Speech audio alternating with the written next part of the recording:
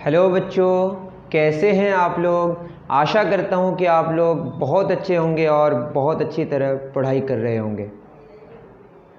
तो मैं ज़्यादा वर्क जो अब करने लगा हूं वो किस पे, आईआईटी फाउंडेशन पियर्सन पे। अब आईआईटी फाउंडेशन का मतलब ये ना समझें कि आप मेडिकल की प्रिपरेशन नहीं कर रहे हैं यहाँ पे। तो जब आप आईआईटी फाउंडेशन की बात करें तो दिमाग में रखें कि आप नीट के लिए भी प्रिपेयर अपने आप को कर रहे हैं, मतलब मेडिकल के लिए भी कर रहे हैं। तो बिल्कुल चिंता करने की ज़रूरत नहीं है, बस आप आईआईटी की तैयारी कर रहे हैं। बस इस किताब का नाम है IIT foundation Pearson series. Okay, इससे हम लोग आज क्लास 8 जो कमेंट से हमको पता चला कि बच्चों को बहुत ज़्यादा ज़रूरत है लाइट के लिए, लाइट की बहुत ज़रूरत है कि लाइट क्या है सर आप पढ़ाएं आईआईटी फाउंडेशन से थ्योरी को। तो उन कमेंट्स को देख के मैंने समझा कि ठीक है तो शुरू करते हैं। तो चलिए शुरू करते हैं लाइट चैप्टर 7 क्लास 8। तो क्लास 8 लाइट हम लोग आज शुरू करेंगे और लाइट क्या है उनकी बेसिक्स को जानेंगे और उसके बाद शैडोज़ के बारे में जानेंगे आज। तो चलिए शुरू करते हैं।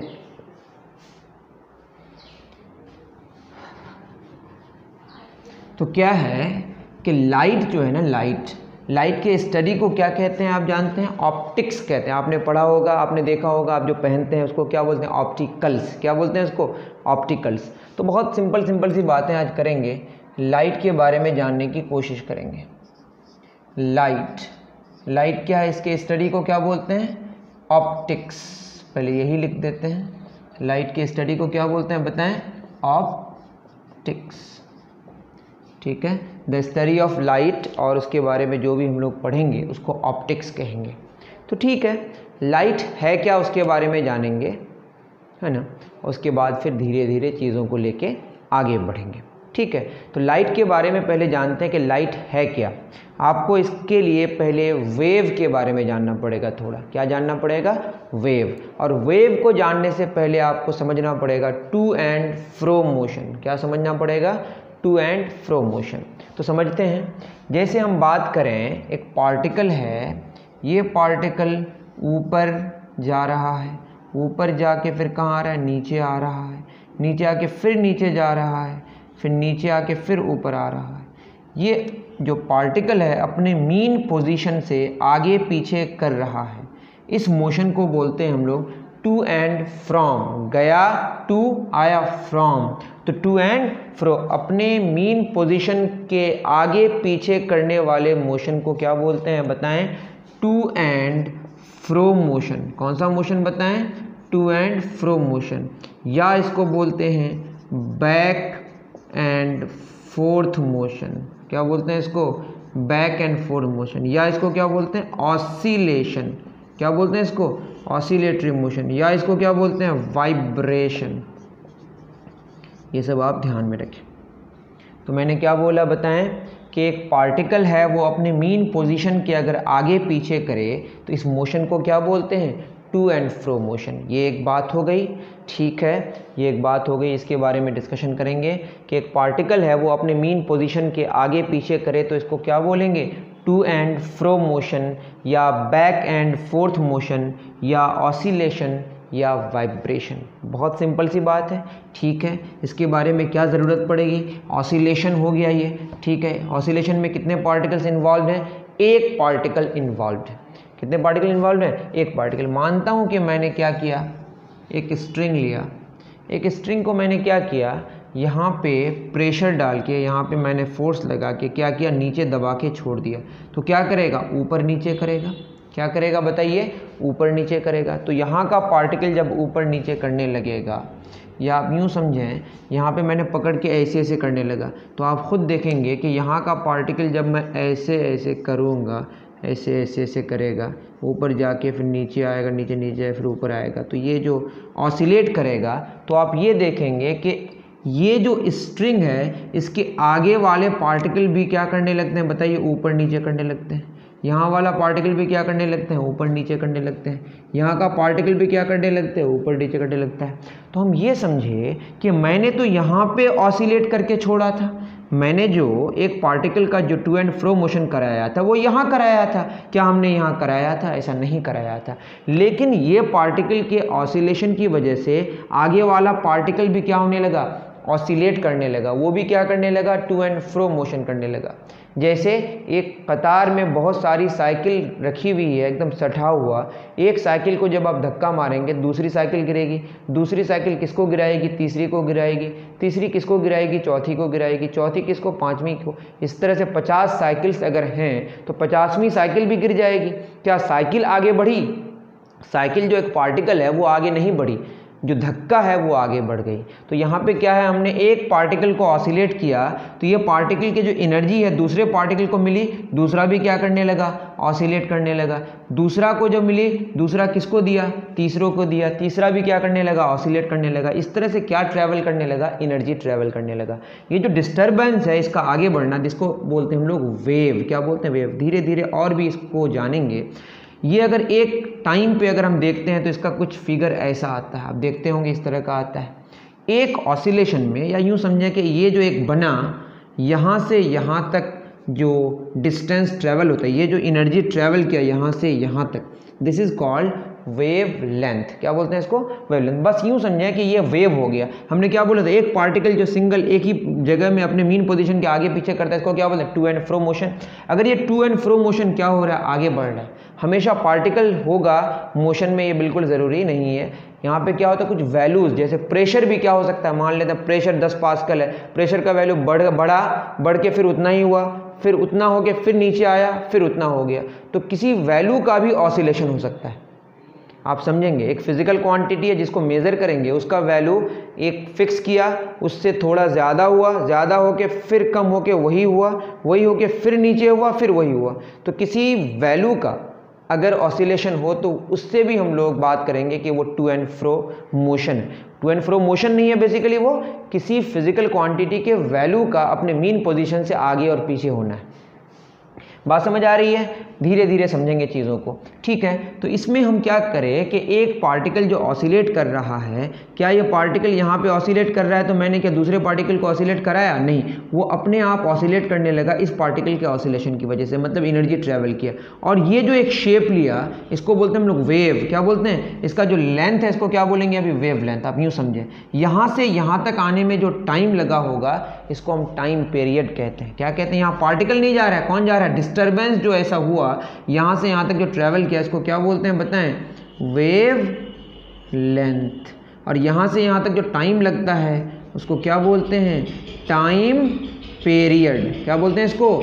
Time period. तो आप समझ गए कि जब वेव की बात करेंगे, जब ऑसिलेशन की बात करेंगे तो सिंगल पार्टिकल इन्वॉल्व होगा, और जब सिंगल पार्टिकल को हम स्ट्रिंग की अगर बात करें, एक पार्टिकल को ऑसिलेट करते हैं तो ऑसिलेशन क्या हुआ? आगे बढ़ा, मतलब एनर्जी ट्रैवल किया। ये एक जो शेप लिया, यहाँ जो लेंथ होगा इसको क्या बोलेंगे? Wave length.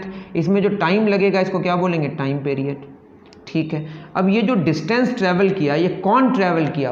वेव ने ट्रैवल किया, कोई पार्टिकल नहीं जा रहा है, एनर्जी ट्रैवल कर रहा है। जैसे मैंने साइकिल को धक्का मारा, हमने देखा कि 1 सेकंड के बाद 5वीं साइकिल गिर गई, तो 1 सेकंड में 5वीं साइकिल तक एनर्जी ट्रैवल कर गई।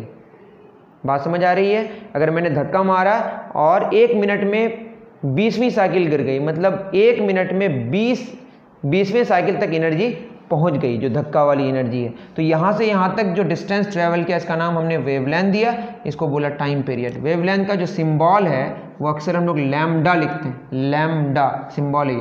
टाइम पीरियड का टी लिखते हैं। अब बताइए डिस्टेंस ट्रैवल्ड किसका? वेव का, और जो टाइम लगा वो टाइम पीरियड। तो इसके लिए हम क्या इस्तेमाल करेंगे?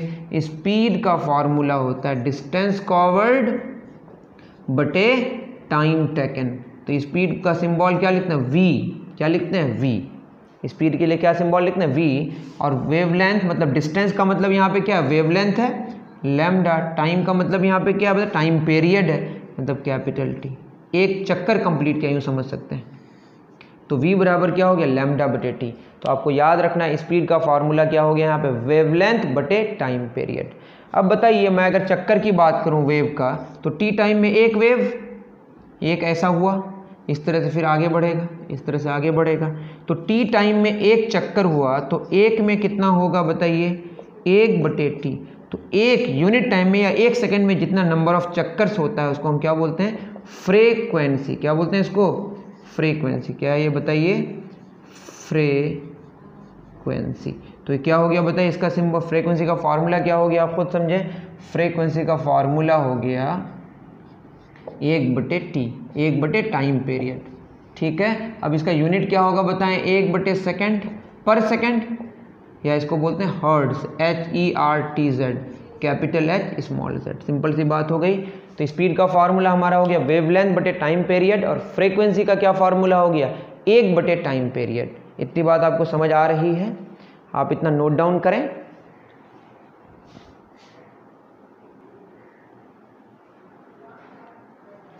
चलिए, एक बात समझ आ गई कि जब हम लोग वेव की बात करेंगे, लाइट एक वेव है, अभी हम जानेंगे, अभी लिखेंगे क्या क्या चीज़ें हैं, पहले वेव को समझने की ज़रूरत है। मैंने क्या बोला, एक पार्टिकल जब क्या करता है, पार्टिकल होगा ये ज़रूरी नहीं है, बट पार्टिकल लेके हम एग्जांपल दे रहे हैं। मैंने क्या बोला, कोई वैल्यू क्या हो, अगर अपने वैल्यू से, उस वैल्यू से जो मीन वैल्यू है उसको, उससे आगे बढ़े, फिर वापस वहीं आए, फिर पीछे जाए, फिर वापस वहीं आए, तो उसका भी क्या हो गया, ऑसिलेशन हो गया। मैंने क्या बोला, एक पार्टिकल क्या कर रहा है, ऊपर नीचे कर रहा है, यहाँ पे मैंने इसको डिस्टर्ब किया, ये आगे बढ़ा, तो इस तरह से कुछ हुआ। तो मैंने क्या बोला कि पार्टिकल आगे नहीं बढ़ा, एनर्जी आगे ट्रैवल किया। तो एनर्जी जो आगे ट्रैवल किया, ये जो एक शेप आया, इसका जो लेंथ होगा इसको हम क्या बोलेंगे, वेवलेंथ। इसमें जो टाइम लगा इसको क्या बोलते हैं, टाइम पीरियड। और डिस्टेंस ट्रैवल को टाइम टेकन से डिवाइड करते हैं तो क्या मिलता है, स्पीड। और टी टाइम में एक इस तरह का चक्कर हुआ तो 1 सेकंड में कितना होगा, 1/t। इसको फ्रीक्वेंसी कहते हैं कि यूनिट टाइम में कितना नंबर ऑफ वेव्स हमारा हुआ। तो क्या हो गया बताइए, इसका यूनिट हो गया पर सेकंड या हर्ट्ज। अब इसको हम क्या समझेंगे, क्या समझेंगे बताएं। इसको मिटाता हूँ। अब आप ये समझें कि स्पीड का फार्मूला क्या हो गया, स्पीड का फार्मूला हो गया वेवलेंथ बटे टाइम पीरियड, या वेवलेंथ इंटू 1/टाइम पीरियड, या वेवलेंथ इंटू क्या हो जाएगा बताइए, फ्रीक्वेंसी। तो आपको याद रखना है कि जब हम वेव की बात करेंगे तो स्पीड ऑफ वेव, वेवलेंथ और फ्रीक्वेंसी ये सब इन्वॉल्व होगा। Speed of wave is equal to wavelength into frequency. ठीक, अब ये वेव है, लाइट क्या है बताइए, एक वेव है। ठीक है, समझते हैं। पहले हम लोग ये समझ जाएं कि मैंने अभी जो स्ट्रिंग लिया था, क्या लिया था, आप आराम से समझें, ज़्यादा चिंता करने की कोई ज़रूरत नहीं है। स्ट्रिंग लिया था तो स्ट्रिंग में जो पार्टिकल है वो ऐसे से कर रहा था, और जो एनर्जी ट्रैवल कर रही थी वो इधर ट्रैवल कर रही थी। क्योंकि यहाँ पे ऑसिलेट कर रहा है, अब यहाँ पे भी ऑसिलेट करने लगा, यहाँ पे भी ऑसिलेट करने लगा। इसका मतलब ऑसिलेशन किधर आगे जा रहा है, आगे जा रहा है इधर, लेकिन पार्टिकल जो ऊपर नीचे कर रहा है, और दोनों के बीच कितना एंगल बन रहा है, 90 डिग्री। मैं फिर कह रहा हूँ, पार्टिकल के मोशन का डायरेक्शन, पार्टिकल जब टू एंड फ्रो मोशन कर रहा है और एनर्जी जो ट्रैवल कर रही है, दोनों के बीच कितना एंगल है, 90 डिग्री। तो इसको बोलते हैं हम लोग ट्रांसवर्स वेव। कौन सा वेव बताइए, ट्रांसवर्स वेव। कौन सा वेव, और लाइट एक ट्रांसवर्स वेव है, आपको याद रखना है। लाइट क्या है बताएं, ट्रांसवर्स। अभी मैं समझाऊंगा कैसे ये ट्रांसवर्स वेव है, अभी आप जस्ट याद रखना, लाइट कैसा वेव है, ट्रांसवर्स वेव है। लाइट में पार्टिकल्स इन्वॉल्व नहीं है, ठीक से समझेंगे हम लोग। अब ये तो एक बात हो गई स्ट्रिंग में, किसमें, रस्सी में जो वेव तैयार होता है, that wave is transverse wave. अब मैं स्प्रिंग की बात करूं, किसकी बात करूं, आप जानते हैं कि स्प्रिंग, मान लो बड़ा सा स्प्रिंग है, मैंने यहाँ पे दबा के छोड़ दिया, तो ऐसे ऐसे क्या करेगा, ऑसिलेट करेगा। तो स्प्रिंग को मैं जब दबा के छोड़ूंगा तो क्या करेगा, ऐसे ऐसे ऑसिलेट करेगा। अब यहाँ पे भी ऑसिलेशन हो रहा है ऐसे ऐसे, यहाँ पे भी क्या हो रहा है ऐसे ऐसे, यहाँ पे भी क्या हो रहा है ऐसे ऐसे। एक बार दबेगा, दबने को हम लोग बोलते हैं कॉम्प्रेशन। क्या बोलते हैं बताएं, दबने को बोलते हैं कॉम्प्रेशन, मतलब उसकी डेंसिटी क्या हो गई, बढ़ गई। एक बार वापस आएगा तो क्या होगा, फैल जाएगा, तो उसको बोलेंगे रेयरफैक्शन। क्या बोलेंगे उसको, रेयरफैक्शन। तो उसमें जो प्रेशर होगा, एक बार प्रेशर क्या होगी बताइए, बढ़ जाएगी, मतलब एक प्रेशर होगा नॉर्मल, उसके बाद बढ़ेगी, फिर वापस आएगी तो क्या होगी, फिर वहीं आएगी, फिर घटेगी, फिर घट के फिर वापस वहीं आएगी। तो प्रेशर का यहाँ चेंज होगा। ये साउंड के केस में होता है, किसके केस में होता है, और साउंड को चलने के लिए किसकी ज़रूरत पड़ती है, मीडियम की। ठीक है, वो सब समझेंगे, पहले हम इसके बारे में समझ जाएं कि ये ट्रांसवर्स वेव है। ये कौन सा केस में बताइए, स्ट्रिंग के केस में। तो स्ट्रिंग के केस में जो वेव तैयार होता है दैट इज ट्रांसवर्स वेव। और ये क्या बताइए, स्प्रिंग। तो स्प्रिंग में जो वेव तैयार होता है, आप देखें ऐसे ऐसे कर रहा है, आगे वाला पार्टिकल भी ऐसे ऐसे करेगा। अब बताइए, एनर्जी जो ट्रैवल कर रहा है जिस डायरेक्शन में, जिस लाइन में, उसी लाइन में पार्टिकल भी क्या कर रहा है, ऑसिलेट कर रहा है, टू एंड फ्रो मोशन कर रहा है। तो ऐसे सिचुएशन में जो वेव तैयार होगा that is called longitudinal wave. कौन सा वेव, लॉन्गिट्यूडिनल वेव। तो बताइए यहाँ जो particle to and fro motion कर रहा है, जिस लाइन में टू एंड फ्रो मोशन कर रहा है उसी लाइन में एनर्जी भी क्या कर रही है, ट्रैवल कर रही है, that is called longitudinal wave. तो याद रहे साउंड जो ट्रैवल करती है किसमें, एयर में, वो कैसा वेव है, लॉन्गिट्यूडिनल वेव। बट लाइट जो ट्रैवल करती है हर एक मीडियम में वो कैसा वेव होता है, ट्रांसवर्स वेव। ठीक, कौन सा वेव, ट्रांसवर्स वेव। मैंने पहले ही कहा कि ये बिल्कुल ज़रूरी नहीं कि पार्टिकल्स इन्वॉल्व हो, एक वैल्यू है जो क्या हो सकता है, चेंज हो सकता है। तो एक बात समझ आ गई कि साउंड कैसा वेव है, साउंड लॉन्गिट्यूडिनल वेव है एयर में, और लाइट हर एक मीडियम में कैसा वेव है, ट्रांसवर्स वेव है। आप उतार लें इतना जितना समझ आ रहा है। और जब भी स्पीड की बात कर, जब भी हम वेव की बात करेंगे तो वेव बराबर क्या होगा, वेव की जो स्पीड होगी वेवलेंथ इनटू फ्रीक्वेंसी, ये वाला फॉर्मूला हम लोग इस्तेमाल करेंगे। तो लाइट क्या है, लाइट की स्टडी को ऑप्टिक्स कहते हैं। लाइट एक वेव है, लाइट एक वेव है। कैसा वेव हमने पढ़ा, ट्रांसवर्स वेव। कैसा वेव, अब ये समझेंगे कि जो हमारा लाइट एक हमारा ट्रांसवर्स वेव है, ठीक है, समझते हैं। अब क्या है कि अगर हम साउंड की बात करें, किसकी बात करें, साउंड की बात करें, तो साउंड जो ट्रैवल करता है, जैसे मैंने कुछ बोला तो मेरा ये सोर्स है साउंड को प्रोड्यूस करने का, कुछ हुआ, जैसे मैं स्ट्रिंग को दबा के छोड़ दूं तो क्या होगा, भन भन करके आवाज़ आएगी ना, या गिटार को हम ऐसे करके छोड़ देते हैं तो क्या होता है, गिटार को जब हम लोग, गिटार की जो स्ट्रिंग है उसको जब हम लोग प्रेशर डाल के छोड़ते हैं तो उसमें आवाज़ आती है, सुरीली आवाज़ आती है, जो भी आती है, तो उसके वाइब्रेशन से क्या प्रोड्यूस होता है, साउंड प्रोड्यूस होता है। फिर हम कान से सुनते हैं और हवा उसका मीडियम है, एयर से होकर वो ट्रैवल करता है।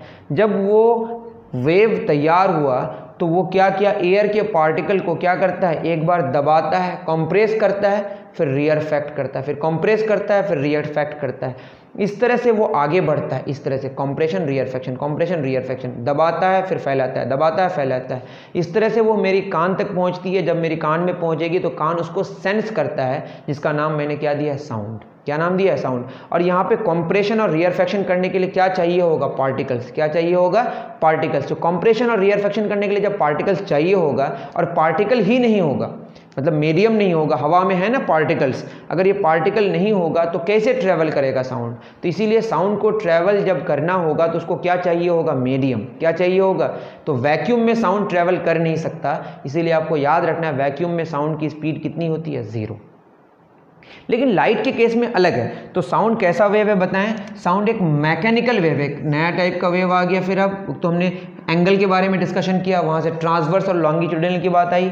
अब साउंड कैसा वेव बताइए, मैकेनिकल वेव। कैसा वेव, मैकेनिकल किसको बोलते हैं, that needs medium to travel. Needs medium मतलब पार्टिकल की ज़रूरत पड़ती है, नीड्स मीडियम टू ट्रैवल मतलब ये वैक्यूम में ट्रैवल नहीं कर सकता। साउंड की स्पीड, साउंड की स्पीड क्या लिखा हुआ है, साउंड की स्पीड वैक्यूम में कितनी होती है, 0। वैक्यूम में साउंड की स्पीड क्यों 0 होती है, क्योंकि साउंड को ट्रैवल करने के लिए किसकी ज़रूरत है, मीडियम की। लेकिन लाइट क्या है ना, लाइट एक इलेक्ट्रोमैग्नेटिक वेव है। अब एक अच्छी बात आ गई हमारी, लाइट क्या है बताएं, लाइट हमारी इलेक्ट्रोमैग्नेटिक वेव है। कैसा वेव है बताएं, इलेक्ट्रोमैग्नेटिक वेव। ये एक अलग कहानी है, बाद में समझेंगे। इलेक्ट्रोमैग्नेटिक वेव होता क्या है, इसको प्रोड्यूस करने के लिए हम लोग चार्ज लेते हैं। अब चार्ज क्या है एक अलग डिस्कशन है, बस मैं बता दूं ये कैसे प्रोड्यूस होता है, बाय ऑसिलेशन और acceleration of charge, bye acceleration of charge. बस आप ये ऐसे लिख लें अगर लिखना है तो। चार्ज क्या होता है उसके बारे में बाद में डिस्कशन करेंगे। एक्सेलरेशन का मतलब किसी पार्टिकल का या किसी का स्पीड का चेंज होना, स्पीड का चेंज होना या डायरेक्शन का चेंज होना। जब हम ऑसिलेट करते हैं तो क्या होता है, स्पीड चेंज होता है, नहीं होता है तो कोई बात नहीं, बट डायरेक्शन तो चेंज होता है ना। तो उससे हम लोग इलेक्ट्रोमैग्नेटिक वेव तैयार कर सकते हैं। इलेक्ट्रोमैग्नेटिक वेव में जैसे मैं बात करूं, इस पेन को छोड़ दूं, इस पेन को छोड़ूं तो कहाँ गिरेगा, नीचे की तरफ। मतलब अर्थ ने इसको क्या किया, अट्रैक्ट किया। मतलब अर्थ तो ऐसा तो नहीं कि अर्थ के पास हाथ है और हाथ उसका ऐसे दबोच लिया, नहीं। तो इसका मतलब अर्थ के पास क्या है, उसका नाम फील्ड है। उसका नाम क्या है, फील्ड है। मतलब अर्थ और पेन के बीच क्या लग रहा है, फोर्स लग रहा है। यहाँ पे पेन है तो फोर्स लगाया अर्थ, पेन नहीं है तो यहाँ पे अर्थ का क्या है जो लगा वो फील्ड है। क्या है वो? फील्ड है। तो जो बगैर कांटेक्ट वाला फोर्स है उसके पास क्या है बताइए? फील्ड्स का इंटरेक्शन है। किसका इंटरेक्शन है? फील्ड्स का। मैं कांटेक्ट लगा के इसको, इस पेन को नीचे से ऊपर की तरफ लेके जा रहा हूँ, लेकिन अर्थ ने खींचा तो कैसे खींचा? तो अर्थ का यहाँ पे क्या है बताइए? फील्ड है। उसी तरह से इलेक्ट्रोमैग्नेटिक वेव में अगर हम बात करें, इसमें electric fields and magnetic fields, क्या है बताइए? Electric field and magnetic field. जैसे मैंने बोला कि एक पार्टिकल है, वो पार्टिकल क्या कर रहा है बताइए? वो पार्टिकल अपने मीन पोजीशन से ऊपर नीचे कर रहा है। तो यहाँ पे किसका वेरिएशन होगा? इलेक्ट्रिक फील्ड का और मैग्नेटिक फील्ड का। तो लाइट क्या है बताएं? Electromagnetic wave. यहाँ पे किसका वेरिएशन हो रहा है? प्रेशर का नहीं, किसका? इलेक्ट्रिक फील्ड का और मैग्नेटिक फील्ड का। अब यूँ समझ लें कि ये हमारा जो हाथ है, आप देख रहे हैं, ये इलेक्ट्रिक फील्ड है और ये क्या है? Magnetic field. दोनों फील्ड्स आपस में कितना एंगल बनाता है? 90 डिग्री। अब फील्ड बाद में समझेंगे, बस समझ जाएं फील्ड जैसे अर्थ का फील्ड है ना यहाँ पे, उसी तरह इलेक्ट्रिक फील्ड होगा ये क्या होगा? Magnetic field. और दोनों का जो डिस्टर्बेंस है, दोनों जो एक डिस्टर्ब करेगा, वो दोनों मिलके किधर आगे बढ़ेगा? दोनों के बीच। मतलब ये है हमारा, मान लो, इलेक्ट्रिक फील्ड और ये क्या है बताइए? Magnetic field. तो electric field magnetic field vary करेगा और दोनों के बीच कितना एंगल होगा? 90 डिग्री। और ये दोनों मिलकर ट्रैवल किधर करेगा? इसी के ऊपर, ठीक है ना, इसी के ऊपर। तो इलेक्ट्रिक फील्ड से भी 90 डिग्री एंगल बनाएगा, मैग्नेटिक फील्ड से भी कितना एंगल बनाएगा? 90 डिग्री। आप यूँ समझें कि लाइट एक इलेक्ट्रोमैग्नेटिक वेव है और इलेक्ट्रोमैग्नेटिक वेव में कौन कौन इन्वॉल्व है? इलेक्ट्रिक फील्ड्स और मैग्नेटिक फील्ड्स। ये कैसे प्रोड्यूस होता है? एक्सेलरेशन ऑफ चार्ज से। ये इसको समझने की कोई ज़रूरत नहीं है। और ये जो ट्रैवल करता है वेव, वो इलेक्ट्रिक फील्ड का भी नॉर्मल होता है, परपेंडिकुलर होता है, और मैग्नेटिक फील्ड का भी परपेंडिकुलर होता है। जिससे हमने क्या निष्कर्ष निकाला कि लाइट इलेक्ट्रोमैग्नेटिक वेव है और इलेक्ट्रोमैग्नेटिक वेव कैसा वेव है बताइए? ट्रांसवर्स वेव है। और जो इलेक्ट्रोमैग्नेटिक वेव होता है, वहाँ पे चूंकि फील्ड्स इन्वॉल्व हैं। क्या इन्वॉल्व है? फील्ड्स। और फील्ड्स के लिए कोई पार्टिकल इन्वॉल्व होने की कोई ज़रूरत नहीं है। तो इसका मतलब क्या हो गया बताइए? कि लाइट एक इलेक्ट्रोमैग्नेटिक वेव है, इसको चलने के लिए कोई पार्टिकल नहीं चाहिए, कोई मीडियम नहीं चाहिए। ऐसे वेव को हम लोग बोलते हैं नॉन मैकेनिकल वेव। कैसा वेव बताइए? That is electromagnetic waves are non mechanical waves. फिर मैं कह रहा हूं कि साउंड में क्या होता है ना कि पार्टिकल्स को हम लोग कंप्रेस करते हैं, फिर रियरफेक्ट करते हैं, कंप्रेस करते हैं, रियरफेक्ट करते हैं, तो पार्टिकल्स चाहिए वहाँ पे। बट लाइट के केस में, लाइट चूंकि कैसा वेव है? इलेक्ट्रोमैग्नेटिक वेव है और इसमें फील्ड्स इन्वॉल्व है। कौन कौन सा फील्ड? इलेक्ट्रिक फील्ड और मैग्नेटिक फील्ड। आप यूँ बस समझ जाए, जैसे मैंने बोला ना कि अर्थ है, अर्थ का अपना क्या है? ग्रेविटेशनल फील्ड है। उसी तरह चार्ज के आसपास क्या है? Electric field. मैग्नेट के आसपास क्या है? Magnetic field. इसको और भी डिटेल्स बाद में समझेंगे। और जब फील्ड्स इन्वॉल्व हो वेव में, तो उसके लिए, उसको चलने के लिए किसकी ज़रूरत नहीं है? मीडियम की ज़रूरत नहीं है। तो उसको बोलेंगे नॉन मैकेनिकल वेव। और नॉन मैकेनिकल वेव किसको कहेंगे? Does not need medium to travel. तो जिसको मीडियम की ज़रूरत नहीं है ट्रैवल करने के लिए, उसको हम क्या कहते हैं? Non mechanical wave. तो नॉन मैकेनिकल वेव वैक्यूम में ट्रैवल कर सकता है कि नहीं? बिल्कुल कर सकता है। उसको तो चलने के लिए मीडियम की ज़रूरत ही नहीं है। तो उसकी जो स्पीड हाईएस्ट होगी वो कहाँ होगी? वैक्यूम में।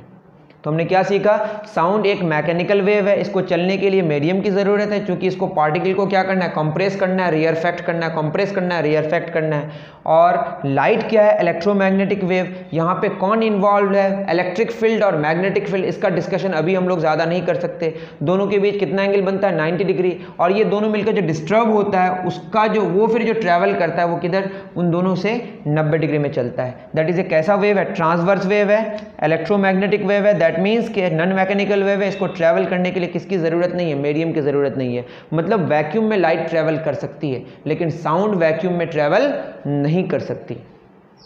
और इलेक्ट्रोमैग्नेटिक वेव की जो स्पीड होती है वो हाईएस्ट होती है वैक्यूम में और मीडियम में कम हो जाती है। बट साउंड की स्पीड मीडियम में ज़्यादा हो जाती है, क्योंकि उसको किसकी ज़रूरत है? मीडियम की। इसको उतार लें।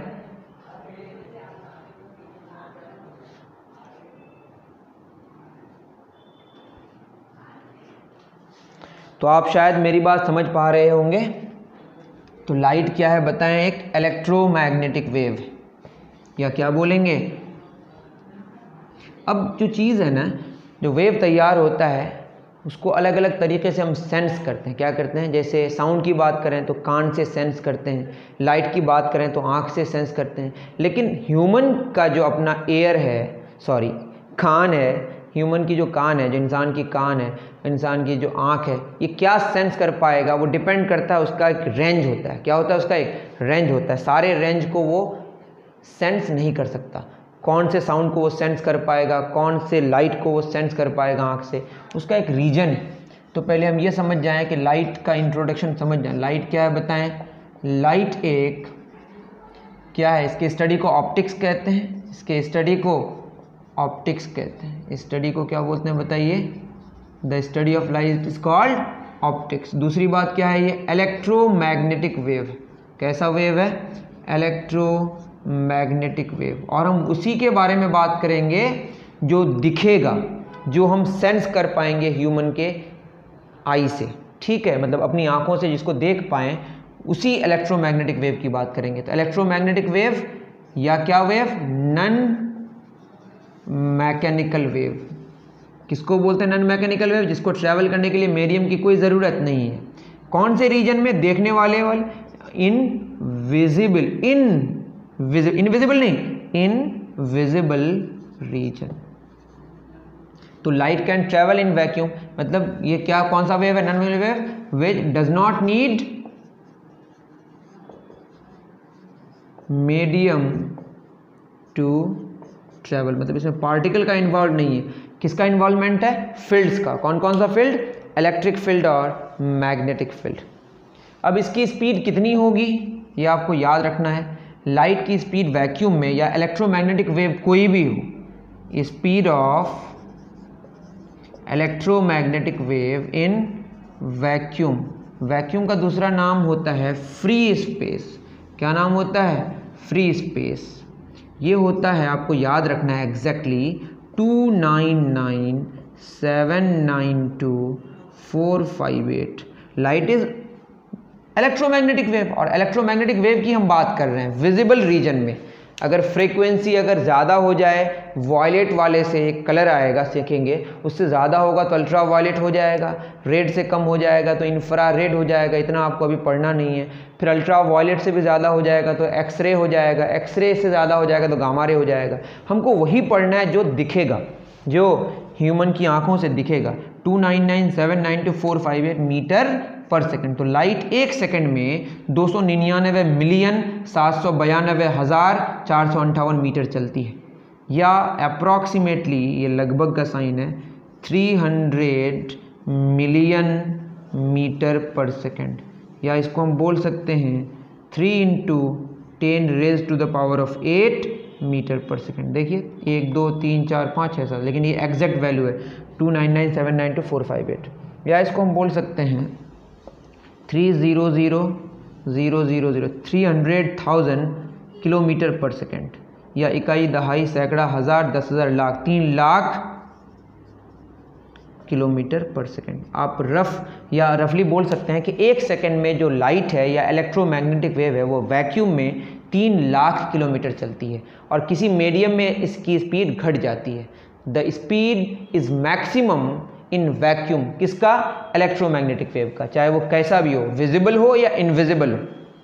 तो विजिबल जो पढ़ेंगे हम उसका नाम है लाइट, और उसकी स्टडी को क्या बोलते हैं? ऑप्टिक्स। और लाइट क्या है बताइए? Electromagnetic wave. इलेक्ट्रोमैग्नेटिक वेव में क्या होता है? फील्ड्स का इन्वॉल्वमेंट होता है, पार्टिकल्स का इन्वॉल्वमेंट नहीं होता। और जहाँ पार्टिकल का इन्वॉल्वमेंट ना हो तो उसको मीडियम की ज़रूरत नहीं है ट्रैवल करने के लिए। उसको कौन सा वेव बोलते हैं? Non mechanical wave. तो इसकी स्पीड मैक्सिमम कहाँ पे होगी? वैक्यूम में। और साउंड की स्पीड वैक्यूम में कितनी होती है? 0। मतलब अगर मैं चांद में चले जाऊँ, वहाँ एटमॉस्फेयर नहीं है, क्योंकि उतनी ग्रेविटी नहीं है कि वो पार्टिकल्स को अट्रैक्ट करके रख पाए, तो वहाँ पे कोई एटमॉस्फेयर नहीं है, पार्टिकल्स नहीं है, तो वहाँ पे हम बातें अगर करना चाहेंगे तो वहाँ पे साउंड ट्रैवल कर ही नहीं सकती, तो दूसरा कोई सुन नहीं पाएगा। तो उसके लिए स्पेशल डिवाइस का इस्तेमाल करना पड़ता है। आप इतनी बात समझ रहे हैं कि लाइट की स्टडी को क्या बोलते हैं? ऑप्टिक्स। इसको ट्रैवल करने के लिए मीडियम की ज़रूरत नहीं है, ये वैक्यूम में ट्रैवल कर सकता है। इसकी स्पीड मैक्सिमम कहाँ पे होती है? वैक्यूम में ही होती है, जो मैंने बता दिया। और लाइट एक वेव है तो क्या करेगा, ऐसे ऐसे करेगा। तो ये वाली बात को अब ये जो ऐसे ऐसे करके आगे बढ़ेगा, हम इसको क्या करेंगे, अभी इग्नोर करेंगे। क्या करेंगे, इग्नोर करेंगे। जब इग्नोर करेंगे तो ऐसे स्टडी को हम बोलेंगे जियोमेट्रिकल ऑप्टिक्स। और जब वेव की बात करेंगे लाइट की तो उसको बोलेंगे वेव ऑप्टिक्स। तो ऑप्टिक्स की दो किस्में हो जाएंगी। क्या क्या, ऑप्टिक्स में दो बातें पढ़ेंगे, क्या क्या बताइए। एक होगा हमारा रे ऑप्टिक्स, कौन सा ऑप्टिक्स, रे ऑप्टिक्स, और एक होगा वेव ऑप्टिक्स। तो हम लोग अभी क्या पढ़ेंगे, रे ऑप्टिक्स। और रे ऑप्टिक्स में हम मानेंगे कि light travels in straight line path, मतलब उसका जो एम्पलीट्यूड होगा ना, वो जो ऑसिलेट करेगा, उस ऑसिलेशन को हम लोग अभी इग्नोर करेंगे। मानेंगे कि ऐसे ऐसे जो आगे बढ़ रहा है, जैसे कार जा रही है, कार सीधे रास्ते में जा रही है, थोड़ा सा वाइब्रेट करके भी जा रही है, तो उस वाइब्रेशन को क्या करते हैं हम लोग, इग्नोर करते हैं, मानते हैं कि स्ट्रेट लाइन पाथ में। तो अभी हम मानेंगे कि light travels in straight line path, मोटे मोटे तौर पर। वेव वाला जो इफेक्ट है उसको अभी हम इग्नोर करेंगे। क्या करेंगे, इग्नोर करेंगे। तो light travels in straight line path अभी मानेंगे, लेकिन स्ट्रेट लाइन पाथ में नहीं वो ट्रेवल करता है, वो थोड़ा थोड़ा वाइब्रेट करके भी आगे बढ़ता है, बट उसको क्या करेंगे, इग्नोर करेंगे। तो light travels in straight line path, light travels in straight line path, इसको हम क्या बोलते हैं, रेक्टिलिनियर प्रोपेगेशन ऑफ लाइट। क्या बोलते हैं इसको, rectilinear propagation of light, rectilinear propagation of light. ये कब तक होगा बताइए, जब तक कोई ऑब्स्टेकल नहीं आएगा। मानते हैं लाइट, रोशनी आ रही है, रोशनी टकरा के वापस आएगी ना, जब कोई ऑब्स्टेकल आ जाए तो वो अपना क्या चेंज करेगा, डायरेक्शन चेंज करेगा या मीडियम चेंज करे। क्या चेंज करे, मीडियम। मान लेते हैं एयर से कहाँ जा रहा है, पानी में, तो वो अपना स्पीड क्या करेगा, बदल देगा। या वैक्यूम से कहाँ आ रहा है, एयर में, या एयर में ही कहीं डेंसिटी ज़्यादा है, कहीं डेंसिटी कम है, इसको ऑप्टिकल डेंसिटी कहते हैं। जहाँ पे लाइट की स्पीड बढ़ जाती है बोलते हैं रेयरर। मैंने क्या बोला, जहाँ पे लाइट की स्पीड क्या हो जाएगी, जिस मीडियम में बढ़ जाएगी उसको बोलेंगे रेयरर, और जिसके रिस्पेक्ट में घट जाएगी उसको क्या बोलेंगे, डेंसर। तो बात समझ आ रही है। मान लेते हैं एक मीडियम ए है और दूसरा मीडियम बी है, तो एक लाइट है, मतलब रोशनी आ रही है, ए मीडियम से बी में आ रही है। अगर स्पीड बढ़ गई तो रेयरर में गई, और स्पीड घट गई तो डेंसर में गई। और ये रेयरर डेंसर क्या है बताए, रिलेटिव बात है। कैसी बात है, रिलेटिव बात है। क्यों, क्योंकि मान लेते एक मीडियम से आ रही है, मानते हैं मैंने बोला एयर से वाटर में गया, एयर से वाटर में गया, वाटर में जाके स्पीड घट गई तो डेंसर में चली गई, और वाटर से अगर एयर में आया स्पीड बढ़ गई तो रेयरर में आ गई। बात समझ आ रही है। बट रेयरेस्ट कौन है, वैक्यूम, क्योंकि वैक्यूम में लाइट की स्पीड क्या होती है, मैक्सिमम। तो अब ये मानेंगे light travels in straight line path एक ही मीडियम में, मीडियम चेंज नहीं कर रहा। क्या नहीं कर रहा, और कोई ऑब्स्टेकल नहीं आ रहा, ये तभी मानेंगे मीडियम चेंज नहीं हो रहा, चेंज नहीं, और कोई ऑब्स्टेकल नहीं। बात समझ आ रही है कि कोई ऐसा भी सरफेस नहीं आ रहा है कि लाइट रिफ्लेक्ट होके वापस आ जाए तो भी डायरेक्शन चेंज नहीं करेगा, और मीडियम भी चेंज नहीं होना चाहिए। तो एक साथ दो बातें होनी चाहिए, मीडियम का चेंज नहीं होना चाहिए। जब मीडियम चेंज नहीं होगा तो स्पीड चेंज नहीं होगा। बोलिए क्या नहीं चेंज होगा, मीडियम चेंज नहीं होगा तो स्पीड चेंज नहीं होगा। और याद रखिएगा एक बात, लाइट जो ट्रैवल करती है, जिस मीडियम से ट्रैवल करेगी वो उस मीडियम को डिस्टर्ब नहीं करेगा। मतलब ऐसा नहीं है कि लाइट ट्रैवल कर रही है किसको, एयर से, एयर के थ्रू लाइट आ रही है, तो लाइट उस एयर को कुछ भी नुकसान नहीं पहुंचाएगा, उसके प्रॉपर्टी में कोई भी बदलाव नहीं लाएगा। बात समझ आ रही है। तो रेयरर से अगर डेंसर में जाएगी तो लाइट की स्पीड घट जाएगी, और डेंसर से रेयरर में आएगी तो लाइट की स्पीड बढ़ जाएगी। बस आपको इतनी बात याद रखनी है। और जब मीडियम चेंज ना हो और कोई ऑब्स्टेकल ना हो तो लाइट कैसे ट्रैवल करेगी, स्ट्रेट लाइन पाथ में। और हम लोग कौन सा ऑप्टिक्स पढ़ेंगे, रे ऑप्टिक्स। कौन सा ऑप्टिक्स, रे ऑप्टिक्स। तो बहुत सारी बातें हम लोगों ने जाना। अब एक बात आती है ल्यूमिनस ऑब्जेक्ट्स और नॉन ल्यूमिनस ऑब्जेक्ट्स। जब आप जानते हैं, बस मैं थोड़ा थोड़ा इंट्रोडक्शन देता हूँ। ल्यूमिनस ऑब्जेक्ट्स और दूसरा क्या, नॉन ल्यूमिनस ऑब्जेक्ट्स। इसमें भी कुछ कन्फ्यूज़न है। अब ये क्या है, ये आप खुद लिख दें। ल्यूमिनस का मतलब लाइट खुद इमिट करे। जैसे एक बल्ब है घर में, अगर बल्ब को आप ऑफ करके रखे हैं तो उसको देखने के लिए दूसरे रोशनी की ज़रूरत पड़ेगी, तो वो जो बल्ब है आपका क्या है, वो दैट इज़ नन ल्यूमिनस। लेकिन अब जब ऑफ ऑन कर देते हैं, क्या करते हैं, ऑन करते हैं, बल्ब खुद दिखता है, खुद वो रोशनी को क्या करती है, इमिट करती है, लाइट को इमिट करती है, तो क्या हो जाएगा, ल्यूमिनस। क्या हो जाएगा बताइए, ल्यूमिनस। मेरी बात समझ आ रही है? जैसे मैं बात करूं जुगनू की, तो जुगनू लाइट खुद इमिट करती है, वो क्या है बताइए, ल्यूमिनस। लेकिन अगर हमको इस बोर्ड को देखना है, इस बोर्ड को देखने के लिए हमको दूसरे लाइट की ज़रूरत पड़ेगी, रिफ्लेक्ट करके लाइट आएगी, तब हम इसको देख पाएंगे, तो इसको बोलेंगे नन ल्यूमिनस। लेकिन हमको एक बात में ख्याल रखना है, जैसे आयरन का रॉड ले रहे हैं, आयरन का रॉड मैं डार्क रूम में लेके गया, दिखेगा नहीं, तो आयरन का रॉड कैसा है बताइए, नन ल्यूमिनस। बट उसको अगर हम ब्राइट किसी जगह पे लेके आएँ, रोशनी अगर वहाँ पे है, बल्ब ऑन कर दिए, तो वहाँ पे हमको आयरन का रॉड दिखाई पड़ेगा। लेकिन आयरन का रॉड देखने के लिए ये बिल्कुल ज़रूरी नहीं है कि हम क्या करें, आयरन का रॉड के लिए हमको बिल्कुल ज़रूरी नहीं है कि क्या करें, बल्ब ऑन करें। आयरन का रॉड को अगर हम हॉट करें, गरम करें, क्या करें, गरम करें, गरम करते करते करते एक ऐसा टेम्परेचर होगा जिस टेम्परेचर में आयरन क्या करने लगेगा, ग्लो करने लगेगा। तो आप खुद समझ रहे हैं शायद अब कि आयरन का टेम्परेचर बढ़ाकर, जो आपने देखा भी होगा, आयरन का, या आप दो पत्थर के टुकड़ों को क्या करें, अगर अंधेरे में अगर टकराएं, तो उसमें उसका टेम्परेचर जब बढ़ जाता है टकराने की वजह से, तो उससे क्या होने लगती है, लाइट इमिट होने लगती है। तो लाइट अगर खुद इमिट हो, उसको ल्यूमिनस ऑब्जेक्ट बोलते हैं। और ल्यूमिनस ऑब्जेक्ट कैसे बना सकते हैं, टेम्परेचर को बढ़ाकर। तो किसी बॉडी का अगर टेम्परेचर बढ़ाने के बाद और वो ग्लो करने लगता है, तो उसको उस सिचुएशन में क्या बोलेंगे, ल्यूमिनस। और जब ग्लो खुद ना करे, उसको देखने के लिए दूसरे की ज़रूरत पड़े, दूसरे लाइट की ज़रूरत पड़े, रिफ्लेक्ट हो गया, हम उसको देख पाएँ, तो उसको बोलेंगे नन ल्यूमिनस। तो एक ही ऑब्जेक्ट का टेम्परेचर जब कम होता है, उसको क्या बोलते हैं, ल्यूमिनस। टेम्परेचर बढ़ा के अगर खुद ग्लो करने लगता है, तो उसको बोलेंगे, जब उसको देखने के लिए दूसरे लाइट के सोर्स की ज़रूरत पड़े, तो उसको नन ल्यूमिनस बोलेंगे। और अगर टेम्परेचर बढ़ा दें, खुद वो ग्लो करने लगे, तो उसको क्या बोलेंगे, ल्यूमिनस। तो आयरन का रॉड नॉर्मल टेम्परेचर में क्या है, नन ल्यूमिनस, बट टेम्परेचर बढ़ा के अगर वो ग्लो करने लगे, तो क्या हो जाएगा, ल्यूमिनस। इतनी बात समझ आ रही है? बट नॉर्मली हम लोग बोलते हैं कि अर्थ क्या है, नन ल्यूमिनस है, और सन क्या है, ल्यूमिनस है, मून क्या है, नन ल्यूमिनस है, क्योंकि इसको देखने के लिए सन के लाइट की ज़रूरत पड़ती है। बट मैं अगर नॉर्मल केस से बाहर आके बात करूं थोड़ा सा, जैसे आयरन का रॉड का एग्जांपल लिया कि आयरन का रॉड कम टेम्परेचर में वो नन ल्यूमिनस है, बट टेम्परेचर बढ़ा के वो ग्लो करने लगता है, वो क्या, ल्यूमिनस है।